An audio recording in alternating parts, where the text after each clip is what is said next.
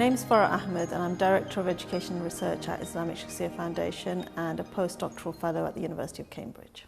I came to this country aged 5 years old and from Pakistan. I'm of Pakistani heritage. My father was transferred here as part of his job initially for 3 years, and then it was extended repeatedly, and eventually we just ended up settling here. That was in the late 1970s, and it was a very different time, very different world at that time. So I was one of the few non-white children in my school at that time, and it was quite challenging experience going into school, not knowing the language, not understanding the culture, not being able to work out what was expected of me or how things worked. And you know, there was quite a few difficulties. There was some bullying, there was some racism, there was a lot of teachers not understanding the needs of, you know, the immigrant children in their classroom. And so yes, it was quite difficult. I mean, having said that, you know, it was Brent, it was one of the boroughs that became very, very multicultural in the 1980s. And I think I really benefited from that as I grew older and I could speak the language and learned a lot about how everybody's different, but everybody's the same, which was amazing. And you know, by the time I reached secondary school, I settled in a lot more and enjoyed that.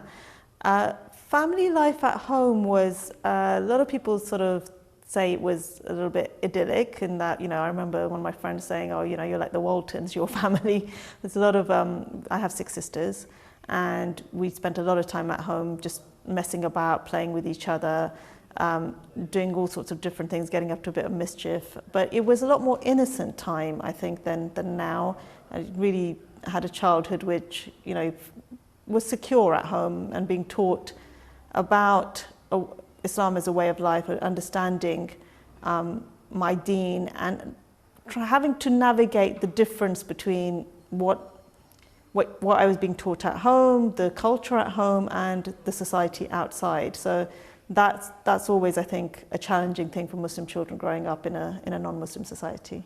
I went to a secondary school which probably wasn't doing great at the time. Obviously, at that time, you don't really understand how schools are working. We had a lot of change of teachers. There wasn't the support, I think, that students needed. It was in my final year, I remember that, for example, in English, we had a new teacher, and she began to actually ask us some questions. Before that, the teaching wasn't very good. And she introduced us to some texts, and she basically made us start thinking a little bit, which was really, really amazing.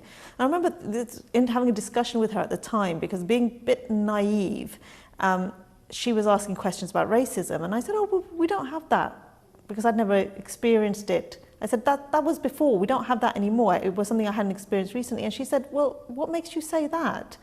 And I said, well, I haven't experienced it. She said, but do you think other people might? And that made me start realizing that there were things going on that perhaps in my little bubble I wasn't aware of, and that opened my eyes to a lot of things. And there's just questions raised, which I think as a young person you've got lots of questions anyway, which made me sort of want to try and understand the different ideas that were out there in society, why people thought the way that they did, why you had different ways of life and different ideas. And so that led me to start thinking about going on to sort of study ahead. And I didn't know much about university, and I was just a little bit like, you know, you're just sort of stabbing at something and thinking, oh, what should I do? And I thought, okay, well, let me do philosophy, because that might answer some of these questions, and had no idea of what philosophy actually is. You know, applied, got in, and found that it was something probably quite different to what I thought it was going to be. But it's still really interesting, still a wide thing. I went into Bristol University, which at that time was, again, all white, and it was literally spot the brown person. You know, there's nobody there who's not white, and very elite, you know, full of Oxbridge rejects. I remember going in and somebody saying to me, which school do you go to? And I was like, I went to, you know, the school that I went to, and I thought, why would you ask a question like that? And it took me a while to work out that they all knew each other, or they all knew somebody, because they were all from elite private public schools, and that was the thing that you talked about, and that's how you got to know people. So again, bit of an outsider, having that experience, and again, just the philosophy that we learnt was all white, middle class, male, you know, philosophy. It was just one narrow view of the world, one dominant view, one view that is expecting the world to conform to it. And I found that quite disconcerting. I found that quite challenging. But again, it made me realize and understand the world that we live in a bit more and some of the challenges that people are facing because of the ideas which dominate society. The schools at that time were not really catering for the needs of the students. There wasn't a lot of ambition for students at that time. And we certainly had a lot of teachers that didn't really pay much attention to what we were doing or how well we were doing. And it was when you had a teacher that took an interest, a teacher that you could connect to, somebody who raised questions, got you thinking, that maybe inspired you to think, okay, maybe I want to learn about this, or I want to go on and do something. And I think that's something that stayed with me, is that the teacher and how they carry themselves and what they are there for in the classroom matters a lot. And so in my secondary experience, I think that there was a couple of teachers who sort of motivated me to go on and to want to study further, who realized that I was capable of that. There was a lot of expectation that, you know, Asian girls, they're not going to go and study, they're just going to get married, they're just going to, and so that was countered by one or two teachers who looked at it a different way, and I think that was quite important. That then led me on to wanting to find out more, but I think the other aspect of it is that when you have teachers who take an interest, they support you to ask questions, they support you to contemplate a bit more about what's going on around you, different ideas that people have, differences in people's perspectives and views, and how that impacts the world, how that impacts how people experience the world, and how that impacts things like inequalities and so on, which is really, really important. And that led me to want to explore that a little bit further. And although I didn't quite understand what I was getting into and didn't really know what philosophy was, I decided for some reason to study that at university. So I intended to do law, but when I was coming towards the end of my degree, I looked into it a lot more, and I did some mini pupilages and things like that, and I was really keen to do it, but I realized how much work was involved, and I didn't feel that I had the necessary level of passion. I wanted to sort of like not study so much after doing an undergraduate degree. So I thought maybe what I'll do is I'll decide I'll teach English or something and just take some time out. I ended up doing a PGCE in secondary English. And then from there, I just took a job I wanted to work with Muslim children because I realized that they needed role models who could support them to think about things and experiences that I didn't have. And so I took a job in a Muslim school and worked there for just over a year. And then I moved to another Muslim school. So I was working in Muslim schools for a few years. And then I had my own children. And that made me start thinking a lot more and reflecting a lot more on what we were doing in our schools, both the Muslim schools and the state schools, and asking myself more questions about what education is anyhow, which tied in with some of the stuff that I'd done in philosophy as an undergraduate student. I got involved with quite a few Muslim mums who were thinking along the same kinds of lines, people who were homeschooling their children, people who felt that schooling actually itself may not be a good thing for children, that we put them into classrooms too early. And so I got involved in sort of homeschooling, and that led to a network developing where obviously you homeschool your child, but they need social interaction, they need to meet with other kids, they need to learn different experiences. So there was different projects that were going on that I got involved with, and because I had a background in education, people were really expecting me to do quite a bit of the work, which I didn't mind doing. And those projects eventually grew into what are now 2 schools and what is now a foundation.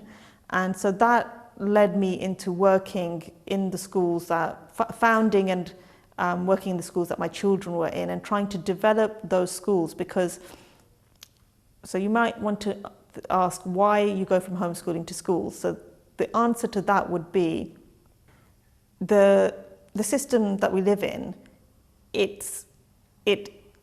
As soon as you start doing something which is regulations are more than 5 children and more than a certain number of hours, 5 children with a certain number of hours a week, then you have to register as a school. Okay, so even though you're doing something alternative, you can't not be registered because then you're breaking the law. And this is back in the early 2000s. And at that time, we looked at the regulations and we realized that that was something that we needed to do. But at that time, the regulations were really, really broad. So you could basically be running a forest school sort of like 30 hours a week with like 10 kids, and you could register and nobody's going to say to you, you can't do that. And so we thought, okay, this is really broad, this is fine, just fill in a few forms and then, we don't have to worry about that. We didn't realize at the time, naively, that there was a consultation in progress, and 6 months later, having filled out these forms, we got a package through the post with, this thick with 190 new regulations to start regulating Muslim schools. And looking back at it now, regulating schools, looking back at it now, I think it was to do with the fact that there was a lot of Muslim schools coming about at that time. Prior to that, and I've researched this a little bit, probably needs further detail, but prior to that, private education was for the elite and didn't need to be regulated. Why do you need to regulate Eton and Harrow when they produced the David Camerons and the Boris Johnsons, right? But what was happening in the late 80s is that you started having Muslim schools, private Jewish schools, private and even like Hindu and Sikh and so on, and also Christian evangelical schools, and also other types of schools that were just popping up in community schools.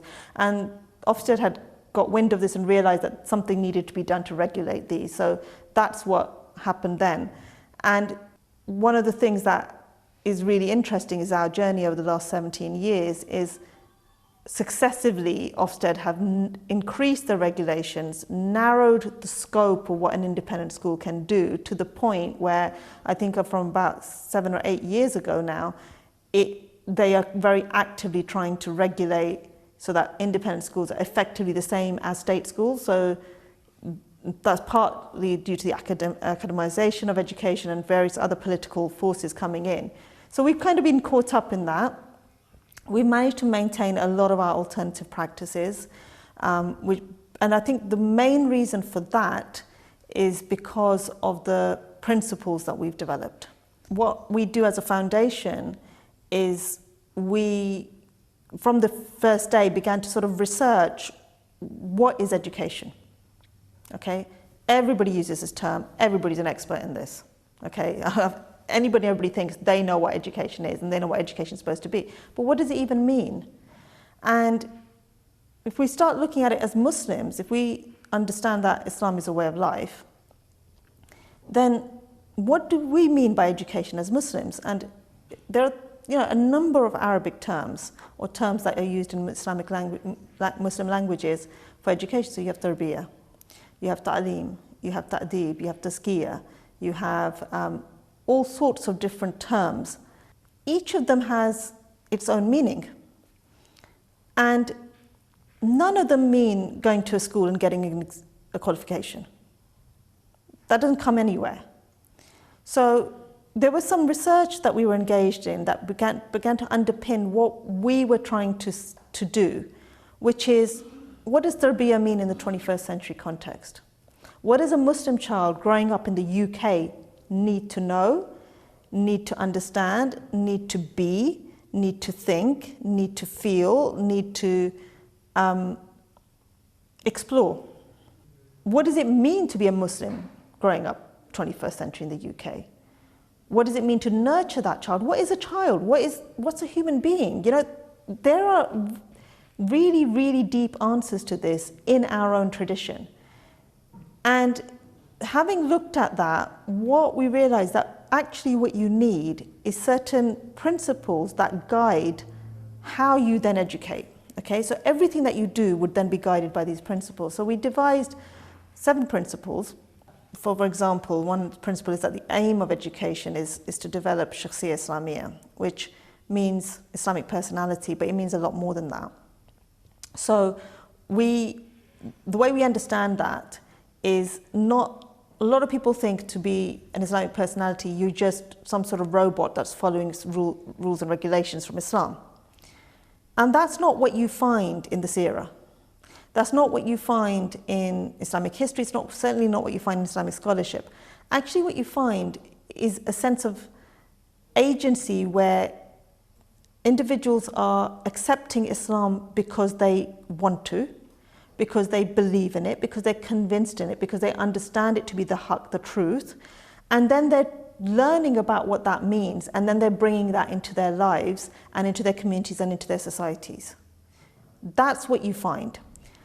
And so a Shakhsiyya Islamiyya isn't somebody who's just robotically doing certain actions, but it's somebody who's very actively reflecting and thinking upon their own beliefs and their actions and their character, and developing that and growing towards Allah subhanahu wa ta'ala. So this is one of the principles that we have, that's what education is, and that's what education's about. And that is a very powerful way of shaping what you do in a classroom or in a playground or in a hall or in a lab or in a library or anywhere. Another aspect that we have is that learning isn't discipline-based. Disciplines are really, really important. Subjects are important, but that's not learning. Learning is what you do, what you engage with, what you think about, what you absorb, and then what you act upon. So that gives a much more holistic dimension. So that we have another principle of having a holistic thematic curriculum where learning is much more real life, much more to do with connections as opposed to disciplinary. And I think at a primary level that works really well. And there's a lot of questions as to what age you introduce disciplines and so on. But these are the kinds of principles that shape what we do in the schools. Another one of our principles, if you like, is that the core pedagogy, which means form of teaching and learning that we employ in the school, is halakha. And halakha is essentially a circle of learning. And halakha is what the Prophet ﷺ did when he taught the Sahaba. The way we do halakha is children are asking questions, they're bringing in their own knowledge, and there's a lot of dialogue. And as I began to become aware that there's a lot of actual research going on dialogic education, I decided to do a master's, and then which led to a PhD on looking at halakha as a dialogic practice. So I spent a long time doing that part-time and looking at how the dialogic practice of halakha helps develop children's sense of agency and autonomy and help them become one version of Shakhsiyya Islamiyya. During my PhD, I became a member of the Cambridge Educational Dialogue Research Group, and I co-convene one of the strands of this group because it's quite a wide network of researchers, and that strand is intercultural and conflict transformation dialogue. So the idea is, where does dialogic educational practices come from in different cultures? What might that contribute to our knowledge and understanding of how dialogic education works in the contemporary world? And also where dialogic education can impact societies where there's been conflict or societies that require peace education. So I'm involved in that kind of work. And there is so much overlap between the philosophies that underpin halakha, the way that we do it in our school. And by that I mean Islamic philosophical ideas as well as Western philosophical ideas. And there's also a lot of overlap in the practices. So definitely this research is not something that's just for Muslims, but the world is made up of lots of different types of people with different beliefs, and Muslims are a large part of that. And so Muslims have a lot to contribute to educational research on dialogue. Okay, so there is a very common criticism of faith schools that they don't support integration. But if you actually look at that and ask a little bit of a deeper question, is that as people with different beliefs and ideas, they need, what I would argue for that is that children need to explore their own identity and have a confidence in it before they can start engaging with others. That any kind of dialogue, whether you look at this in the conflict transformation dialogue literature, it's there that you start from somewhere. So when you engage with the other, you engage with something. And one of the things that we have to accept is that people are coming to integration from a perspective. And it's really important that they are given the opportunity at a young age to understand what that perspective is and to understand how that perspective differs from other people's perspectives and how to engage with them. One thing that I think answers this question is the children who've left our school and what they're doing now, and how they're very active in their communities and their societies, that they're volunteering, that they're part of working with charities, that they are going out there and talking to people and talking in a very confident way to people. And that's something that I think I'm most proud of. So I think one of the best ways of answering that point is looking at the kids who come out of our school who are now graduates from universities, the people who are working as doctors and various other fields. And what they tell me is that in their experience, they've found that they're much more open-minded to listening to other people's perspectives than other people that they meet, whether that's Muslim or non-Muslim. And actually, part of the PhD research, the young people have actively said to me that they put that down to the halakha experiences that they had in the school, that the dialogic halakha enabled them to look at the same issue from multiple perspectives. Even if they didn't have non-Muslims sitting there saying, well, I don't agree because of this, because they were asked, why would somebody not agree with that? They had to come up with that thinking for themselves, and they were able to put themselves into somebody else's shoes and consider what an opposing opinion might be, and then what their response to that opinion might be. And I think that actually this is one of the benefits of dialogic educational practices, full stop, anywhere. And that is why I'm involved in the research that I'm in. And I think that this research has a lot to contribute, not just to the Muslim community, but wider communities. Integration is a two-way process. The most important thing for the foundation is to take our ideas out into the wider community and to have the facilities and the capabilities to do that, which means funding, which means having more stability in our premises and so on. We already disseminate our research and disseminate the curriculum and have teacher education courses. We probably just need to invest more time in that and make that more consistent so that there's an ongoing offer to that.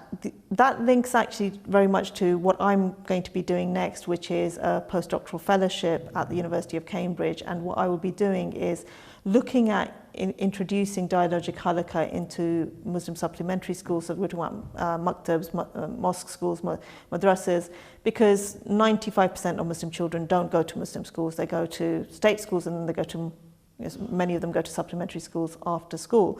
So how can we support those kinds of educational institutions to update their practices, drawing on classical Islamic pedagogy like halakha, but making that relevant to the needs of the Muslim children growing up in the 21st century. So that's going to be my project, is that taking some of the learnings that we've achieved in our full-time Muslim schools into part-time Muslim schools. The significance of this work is that educational practices that Muslims have been using in our home countries for the last 100 years or so while we were under colonization do not meet the needs of Muslim children growing up in 21st century UK, being bombarded with all sorts of things that their parents never faced. And what we as a community of educators need to do is update our practices based upon the principles of Islamic philosophies of education, but bringing them into something which is going to enable our children to be able to think about who they are, think about what they believe, reflect upon it, feel it, and be Muslim.